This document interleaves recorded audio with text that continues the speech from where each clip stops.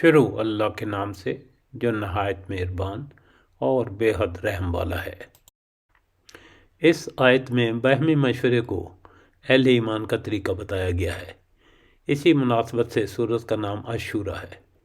سورت کے مرکزی مضمون میں فرمایا گیا ہے کہ اللہ کا رسول صلی اللہ علیہ وسلم قرآن کے ذریعے جو پیش کر رہا ہے وہ اللہ کا مقرر کردہ دین ہی ہے۔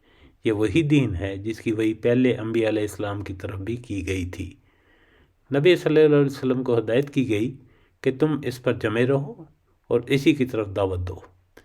جو لوگ اس سلسلے میں بحث میں الجھ رہے ہیں ان کے پاس حقیقتاً کوئی دلیل نہیں ہے۔ اپنی طرف سے مذہب ایجاد کرنے والوں اور اس کی پیروی کرنے والوں پر سخت گرفت کی گئی ہے۔ منکرین کے شبہات کا ازالہ بھی کیا گیا ہے۔ مخالفین کو ان کی گمراہی پر متنبہ کرتے ہوئے اپنے رب کی پکار پر لبیک کہنے کی دعوت دی گئی ہے۔ نیک عمل کرنے والے اہل ایمان کو خوشخبری سنائی گئی ہے۔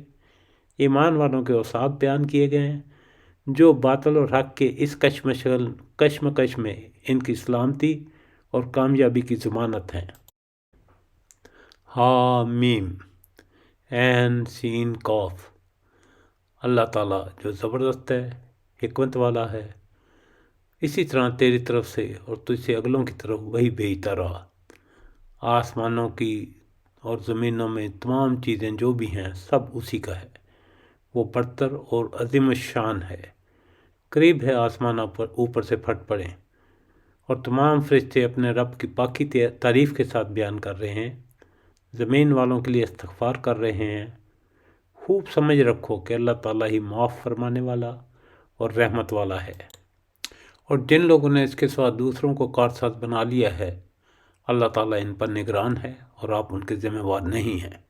اسی طرح ہم نے آپ کی طرف عربی قرآن کی وحی کی ہے تاکہ آپ مکہ والوں کو اور اس کے آس پاس کے لوگوں کو خبردار کر دیں اور جمع ہونے والے دن سے ڈرائیں جس کے آنے میں کوئی شک نہیں۔ ایک گروہ جنت میں ہوگا اور ایک گروہ جہنم میں ہوگا۔ اگر اللہ تعالیٰ چاہتا تو ان سب کو ایک ہی امت کا بنا دیتا، لیکن وہ جسے چاہتا ہے اپنی رحمت میں داخل کر لیتا ہے اور ظالموں کا حامی اور مددگار کوئی نہیں۔ کیا ان لوگوں نے اللہ تعالیٰ کے سوا اور کارساز بنا لیے ہیں؟ حقیقتاً تو اللہ تعالیٰ ہی کارساز ہے۔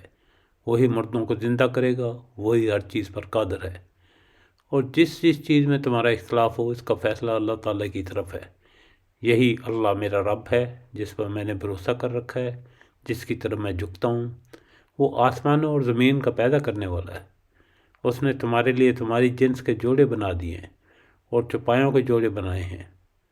تمہیں وہ اس میں پھیلا رہا ہے، اس کی کوئی مثال نہیں، وہ سننے اور دیکھنے والا ہے۔